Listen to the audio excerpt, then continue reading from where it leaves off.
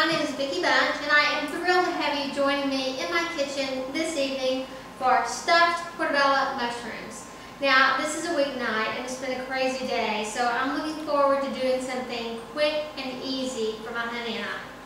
He drew the short end of the stick, so he's out feeding cows and horses, and by the time he gets in, we're going to have prepared this dish. It's going to be out of the oven and piping hot.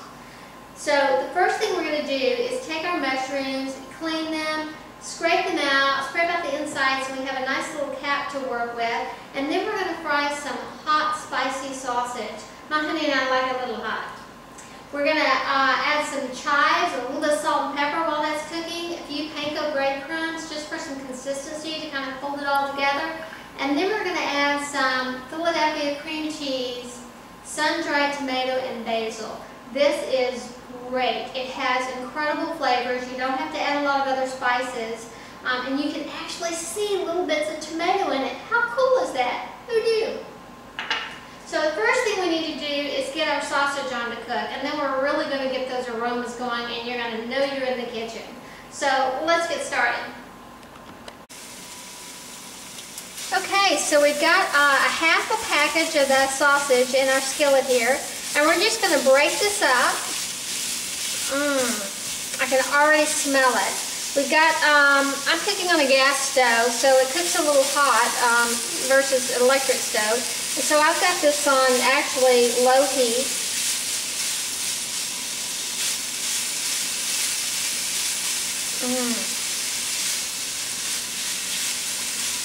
So while that's cooking, let's get started on our mushrooms.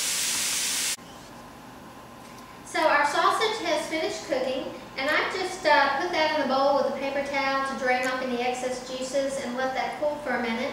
Meanwhile, I'm just trying to finish up on hollowing out the mushrooms and creating my little caps. So we've just got one more to do. So I just take a small spoon and go around the perimeter of the mushroom and pop out the center. And I'm going to clean this out real well. And this is really a medium-sized portabella mushroom. You can certainly get them a lot larger, and you can get them smaller. But the smaller ones are a little more challenging, I find, to work with. Maybe it takes a little daintier touch, and I've never been accused of being dainty. So I like to work with the larger mushrooms. So this one's just about done.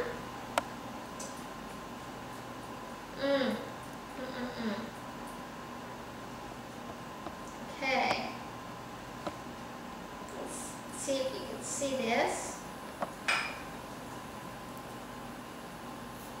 Can you see what the finished product's going to look like?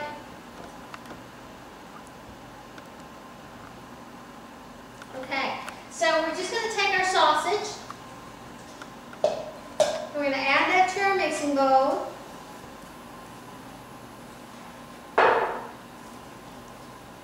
It's nice and brown, and there's specks of pepper flakes in there because it's hot sausage. And I went ahead and chopped up, about a tablespoon of fresh chives. I'm going to add that. And then this is actually a half of a carton of our sun-dried tomato and basil, Philadelphia cream cheese, and this is a 8-ounce carton, so we've got about 4 ounces in here. And I set this out ahead of time. It's been out for probably 30 minutes, so it can start getting at room temperature. I'm going to hit it with a little bit of fresh pepper, a couple of dashes of salt. And just start mixing this up really well. And one thing I don't think I mentioned earlier was the Parmesan cheese. We're going to sprinkle a little Parmesan cheese on the top when we get this mixed up really well.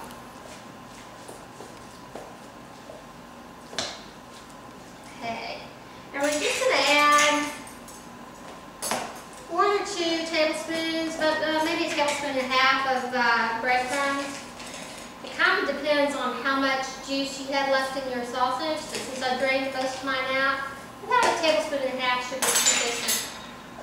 As this heats, the cream cheese mixture heats, this is going to get a little more moist in our mushroom caps, and so we want to try to retain some of the consistency.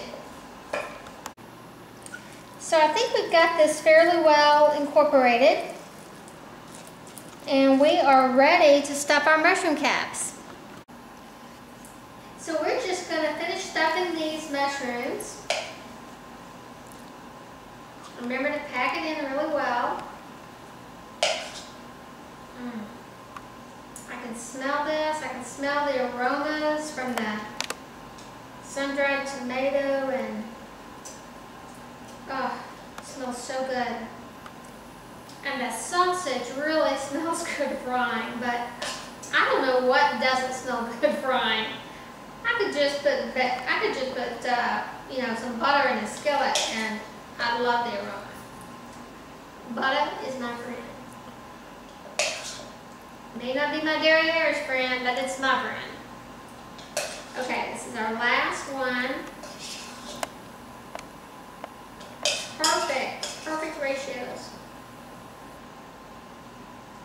Might need to borrow a little bit from this fella here and add it to this one. How's that?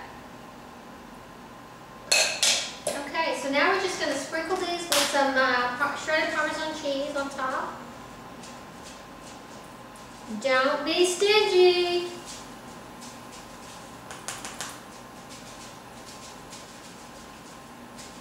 Cannot wait for these to come out of the oven. Okay, and I just put them in a baking pan as opposed to a baking sheet, so I don't have to worry about anything oozing and leaking out. And I've already preheated the oven to 350, and we're going to bake these for about 20 to 25 minutes. Whoa, baby, these are done. Woo! And they smell fantastic. You know, that's one of the good experiences associated with cooking is the aroma. It's not just the taste, it's the aroma, and it's what it looks like. So these are a little hot. I'm just going to plate these up. And you see there's a little garnish on my plate. I do truly love to kind of make my food look appealing, and I like to use garnish, but I use whatever is handy. I can take it straight from a spring salad mix, fresh parsley, whatever's, you know, handy in your kitchen. So tonight we've done appetizers instead of dinner. And you know, I think cooking should be a fun experience. You should cook the foods that you really enjoy and that make you feel good and make your family feel good. So if you want to have appetizers instead of dinner, have appetizers. If you want to eat dessert first, go for it. I've done it many times. So I hope you've enjoyed learning this recipe. I've certainly enjoyed sharing it with you. Doesn't that look yum? I am ready to dig in. So if you'll excuse me, until next time, honey, dinner's ready!